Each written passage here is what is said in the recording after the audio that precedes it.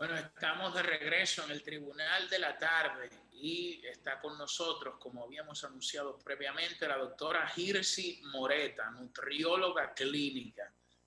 Un placer tenerla por aquí, doctora. Buenas tardes. Buenas tardes, el placer es mío. Doctora, bueno, yo creo que está... bueno, adelante, Ernesto. Sí, no, porque me interesa bastante el tema que vamos a tratar con usted en la tarde de hoy sobre las complicaciones de la obesidad. Muchos ciudadanos y ciudadanas de la República Dominicana, y me imagino que a nivel global, con el confinamiento, el encierro que hemos estado obligados a mantener en una parte importante del coronavirus, ya estamos más activos en las labores cotidianas, pero muchos hemos ganado algo de peso. Es mi caso. No sé si se llega a catalogar como obesidad, pero nos gustaría empezar justamente por esa parte. ¿Cuándo, primero, podemos hablar de obesidad? Y, en segundo lugar, ¿cuáles serían estas complicaciones que pudieran poner en peligro nuestra integridad y nuestra salud? Excelente. Pues primero que todo, la obesidad es una enfermedad crónica de carácter multifactorial. Son varios los factores que influyen en la aparición de la enfermedad, tanto de orden genético o de orden hereditario, como también los de carácter ambientales, que influyen mucho sobre el aspecto genético.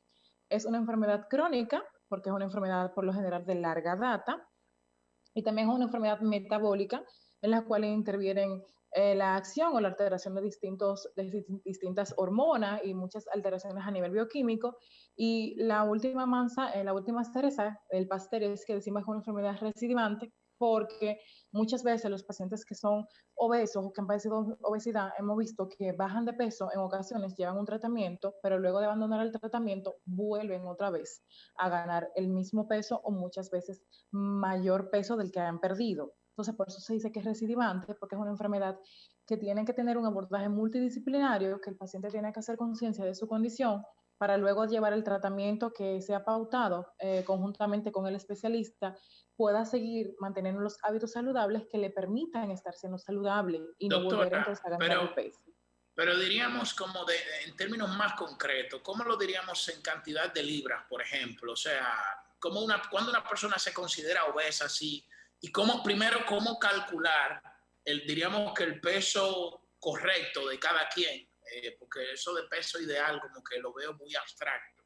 El peso que le corresponde a cada quien, y en segundo lugar, o sea, ¿cómo se calcula eso? Y en segundo lugar, ¿cuándo una persona se considera obesa? Cuando excede, ¿qué cantidad de libras? A eso iba, porque antes de hablar de peso y de medidas, tenemos que puntualizar lo que es la enfermedad como tal. La obesidad no es simplemente un número. Si nos enfocamos básicamente en el número, entonces vamos a dejar de provista lo que es la enfermedad y las complicaciones que esta acarrea. Entonces, hablando ya de estándares matemáticos o de fórmulas o de cálculos, podemos decir que estamos frente a un paciente obeso cuando tiene un índice de masa corporal por encima de 30 kilogramos sobre metro cuadrado. ¿Qué significa eso? Que para llegar a esa ecuación, a ese resultado, tenemos que tomar en cuenta el peso del individuo. El peso, por lo general, en República Dominicana es en libra, lo llevamos a kilogramos, y la talla de ese paciente hay que llevarlo que sería en metro cuadrado. Aquí por lo general medimos en pie y pulgada. Entonces hacemos una ecuación matemática donde dividimos el peso en kilogramos del paciente entre la talla en metro cuadrado, y si está por encima de 30 kilogramos sobre metro cuadrado, decimos que es un paciente, perdón. Esto es en vivo. Perdón. Sí, entonces, si está por encima de 30 kilogramos sobre metro cuadrado, decimos que es un paciente obeso. Por eso es que el paciente debe ser evaluado individualizadamente, porque cada paciente tiene una talla diferente y un peso distinto. Entonces, de esa manera, en la consulta, con esa simple ecuación matemática, con esas medidas antropométricas, podemos decir que el paciente está frente a una obesidad clase 1, que es el primer estadio. Doctora, lo más difícil de una persona que sufre de obesidad, para mí, o una de las cosas más difíciles, es el tema de cambiar la rutina, o sea, cambiar su cultura alimenticia, comer sano. Es una de las cosas más difíciles porque, por ejemplo, yo conozco personas que les gusta hacer ejercicio, entrenan muchísimo, pero el problema está en la alimentación. Si no cambian la alimentación de cosas fritas, de mucho carbohidrato, de muchas calorías, es prácticamente imposible tener un estilo de vida y un peso ideal. pero la cultura nuestra dominicana es una cultura que desde niño nos enseña a comer mucho arroz con habichuelas, comer mangú, salami frito. Entonces, ¿cómo logra una persona que ya tiene un patrón cultural y conductual de años cambiarlo de manera permanente? ¿Cómo se consigue eso? Mira, la alimentación global, en sentido general, está lamentablemente alterada. Y por eso es que los índices de obesidad se han disparado tanto dentro de la localidad de nuestro país como a nivel exterior. Aprender cuesta, desaprender cuesta más. Por eso es que el paciente obeso debe llevar un tratamiento de la mano con un profesional y muchas veces con varios profesionales. Por eso se dice que el abordaje del paciente obeso debe ser multidisciplinario, donde intervenga tanto el nutriólogo, nosotros también los obesólogos, en algunos casos el endocrinólogo y también en muchos casos el profesional de la conducta que pueda ayudar a guiar a ese paciente con el nuevo aprendizaje. No está mal lo que comemos en República Dominicana, no es que nuestra dieta es la peor o es una dieta que sea totalmente desfavorable. El punto es reeducar nutricionalmente al paciente que en base a lo que tiene a la mano o a los alimentos que tenemos a la mano poder hacer un menú que sea saludable. Eso toma tiempo, eso no se hace de la noche a la mañana. Lo primero es que el paciente tiene que identificar y reaccionar que está frente a una enfermedad, porque muchas veces minimizamos la proyección de la obesidad y lo vemos simplemente como un problema estético. Pero hasta que el paciente no interiorice y acepte que está frente a una enfermedad que está poniendo en riesgo su vida con otras patologías asociadas a esta, entonces esa es la principal parte. Mientras el paciente esté en fase de negación, no vamos a hacer absolutamente nada, porque no tiene ningún sentido que tú vayas a la consulta, un ejemplo puntual, y vayas porque quieres bajar 5 libras, porque quieres ir a una actividad, o en el caso de las mujeres que acudimos mucho a esta práctica, y que luego de que yo baje las 5 libras, pues ya simplemente no vuelvo más por la consulta, y vuelvo y reboto y gano las demás libras. Entonces, eso requiere educación nutricional, conciencia del paciente y reconstruir los hábitos. Todo es un asunto de adecuación, de hábito y de ir individualizando la terapia de cada paciente, Doctora, porque cada paciente obeso cada paciente obeso tiene un manejo diferente. doctora, cuando usted habla de concebir la obesidad como una enfermedad, estamos hablando de ver la alimentación, la comida chatarra como una adicción. O sea, ¿es correlacionado o son cosas distintas? Estamos hablando de cosas distintas. Por ejemplo, la gente que tiene adicción a la comida chatarra, como decía Elvin Castillo, que come chocolate, que come desorganizado y come malísimo, pero que no puede salir como de esos malos hábitos. Por eso te decía al principio que es una enfermedad multifactorial. Hay factores genéticos y hay factores ambientales.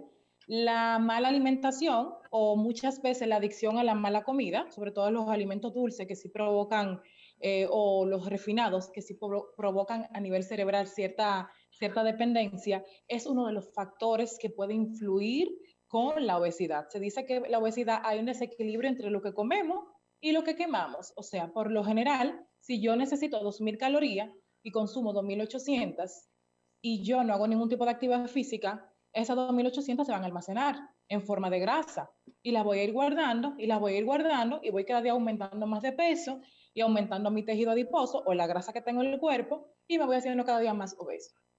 Doctora, y para mí la mejor dieta es el running, porque uno come de todo y tú como quieras, o sea, tú rebajas, porque no solo la caloría que quema mucha grasa, pierde masa muscular. Y esta práctica, diríamos que cada vez más tiene más adeptos en el país. Quisiera que se refiriera un poco a este planteamiento que acabo de hacer, porque eso se recomienda mucho. Dicen, señores, la mejor dieta es el running. Usted come de todo, pero si usted se va a corre sus 5 o sus 6 kilómetros diarios, entonces usted puede mantener un peso balanceado. ¿No es así? No, eso es una teoría totalmente desfasada y errónea. Y Primero porque, lamentablemente, porque el ejercicio no es un método de recompensa, ni los alimentos tampoco. Aunque yo consuma 3.000 calorías y yo mañana voy y camino o corro y quemo, vamos a decir, primero no voy a quemar las 3.000 calorías. Eso es básicamente imposible con el running. Segundo, la calidad del alimento influye. Nosotros no nos podemos enfocar simplemente en el aporte calórico, sino también en el aporte de los macronutrientes. No es lo mismo yo hacer running o comerme hoy 1000 calorías extra de comida chatarra e ir a quemar la mañana. Porque aunque una parte de las calorías sí yo la voy a gastar, pero la distribución y la función de esos nutrientes en mi organismo va a tener un impacto. Entonces, por eso es que siempre hay un binomio que es comer saludable y realizar actividad física. Eso no quita que de vez en cuando no hagamos elecciones que no sean saludables, porque es normal que la hagamos algunos días de la semana, pero que no sea una constante. Además, la actividad física también se prescribe individualizada a cada paciente, porque no todos los pacientes pueden hacer running. Hay pacientes que tienen patologías osteoarticulares, que tienen lesiones, por ejemplo, de la rodilla, del menisco, que no pueden correr. Hay pacientes ya de la tercera edad con artrosis de la rodilla, por ejemplo, que tampoco pueden correr. Entonces, decir que existe una terapia universal, idónea, para el control del peso y la obesidad es como una utopía, porque la obesidad tiene múltiples causas, tiene múltiples complicaciones y el tratamiento debe ir específico dependiendo tanto de la condición de cada paciente, tanto física como metabólica, endocrinológica y también psicológica. Doctora, y también está muy de moda el ayuno intermitente, que usted me corrige, esto es que, por ejemplo, si tú cena a las 7 de la noche, 8 de la noche, tú vienes a desayunar como a las 11 de la mañana o come a las 12 del mediodía, o sea, te saltas una comida. ¿Qué tal esta nueva metodología? ¿Usted la recomienda? Y cuéntenos como las ventajas y desventajas.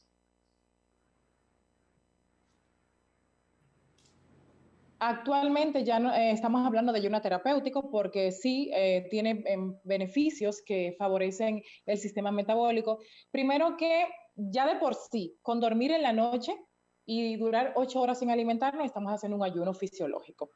Entonces, hay muchas personas, hay muchos tipos de cronograma de ayuno intermitente. Algunos lo hacen de 8 horas, otros lo hacen de 12 horas, dependiendo. ¿Qué tomar en cuenta?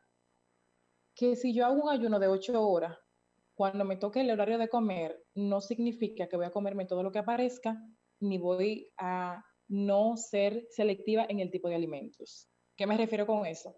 Aunque yo haga 8 horas de ayuno y ya a la hora que me corresponde el alimento, no significa que me voy a comer una caja de pizza. Significa que lo ideal es hacer una opción también saludable, equilibrada y balanceada. El ayuno intermitente también debe valorarse de acuerdo a cada paciente. Ayuno intermitente. Hay pacientes que no califican, por ejemplo, en los pacientes diabéticos que utilizan insulina, hay que tomar en cuenta que no son candidatos idóneos. No le estamos escuchando, doctora. Parece que el audio no se escucha. Yo la escucho a ella. Yo la sé. escucho. No sé. ¿Me escuchas? Hola. Ahora Se escucha. ¿Ahora sí? Perdón. Sí, sí. Okay. Entonces, te decía eso, que con el ayuno intermitente hay algunos pacientes que sí califican, algunos pacientes les funcionan, pero no todos los pacientes son candidatos para ese ayuno intermitente. Doctora, hola, Elvin, buenas, y ¿Cómo? Ernesto y Julio Alberto. Estaba tranquilito Dionisio ahí esperando. Sí, estaba tranquilo escuchándolo ustedes ahí. Óyeme, bienvenido. Y precisamente quería intervenir en esa pregunta de Julio Alberto, la pregunta pasada, porque, doctora Moreta, hay muchas personas que lo he escuchado diciendo, y no sé si es una teoría o si es hay algún estudio científico o si es un argumento valedero de médicos, de profesionales en la materia, de que una persona tiene que desayunarse tradicionalmente, que desayunarse todos los días, que es importantísimo eso. Incluso hay personas que dicen que si tú no te desayunas después de las 11 de la mañana, pues prácticamente todo lo que tú vayas a ingerir tiende a convertirse en azúcar. Entonces, ¿qué de mito o qué de realidad tiene eso? Bueno, ¿qué de realidad?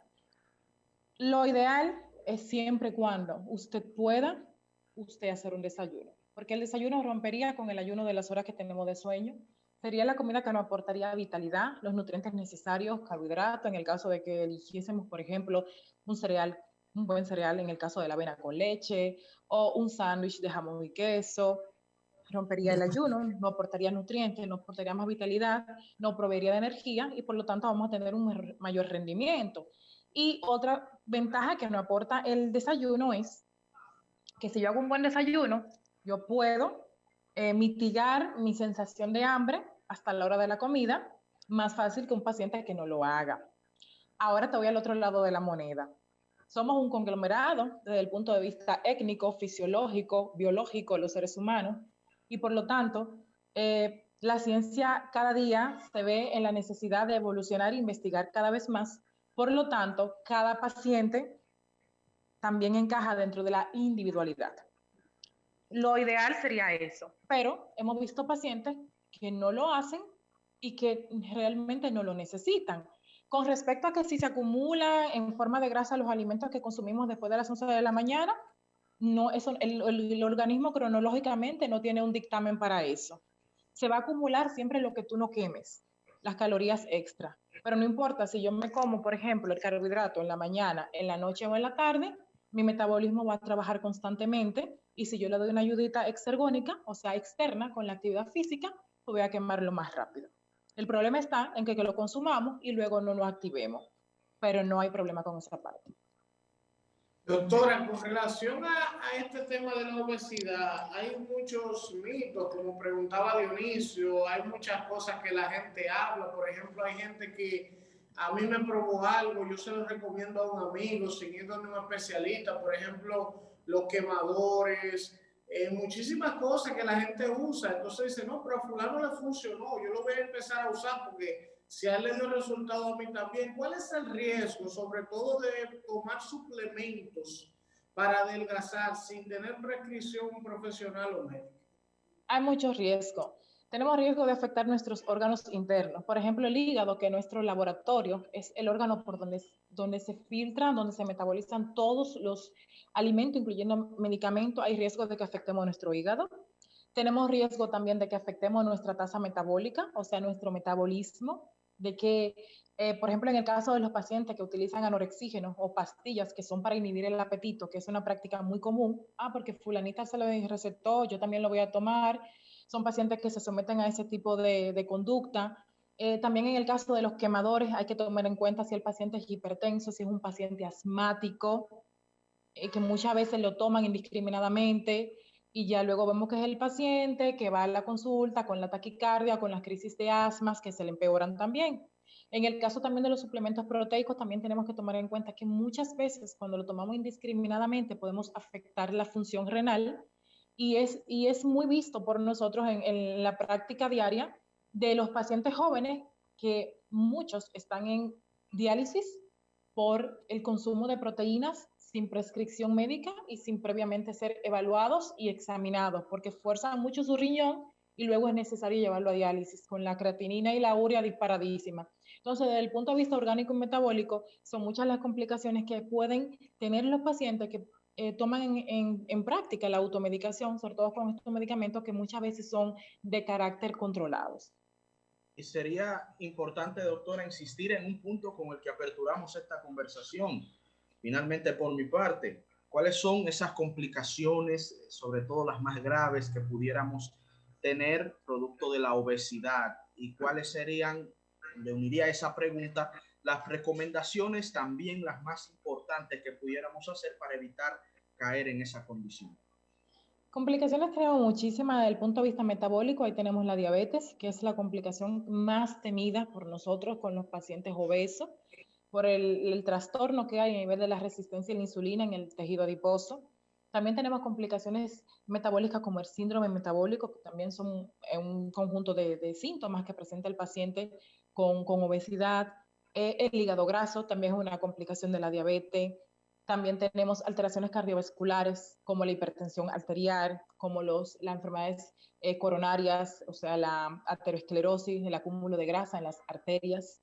Tenemos complicaciones también, los infartos agudos del miocardio en los pacientes obesos y con patología aterosclerótica, tienen más propensión a desarrollar infartos del miocardio, también a tener alteraciones a nivel del trastorno de los lípidos, o lo que se conoce como hipercolesterolemia o los triglicéridos y el colesterol elevado. Hay complicaciones desde el punto de vista sexual, a nivel de la sexualidad también. Hay muchas complicaciones tanto en el hombre como en la mujer. En el hombre es muy común la disfunción eréctil. En el caso de la mujer también hay disminución a nivel de los orgasmos o anorgasmia, en la parte de la excitación. Y también en el caso de la fertilidad, las mujeres obesas y también los hombres obesos tienen mayor predisposición a procrear menos, a tener trastorno de la fertilidad. En otro carácter, desde el punto de vista ya de lo que sería la gestación y la parte del feto, la parte neonatal, las embarazadas obesas son más propensas a tener abortos, a tener mayores abortos, son más propensas a tener partos prematuros, son más propensas a tener niños macrosómicos o niños grandes, que lamentablemente esos niños que nacen muy grandes no es para nada saludable, porque esos son los niños que luego van a ser diabéticos tipo 1 a más temprana edad, van a ser diabéticos más prontamente. También está el caso de que son pacientes que al momento de hacerle el parto tienen mayor dificultad, o a la hora de hacer una intubación para anestesiarlo o de anestesiarlo son más propensos a tener complicaciones.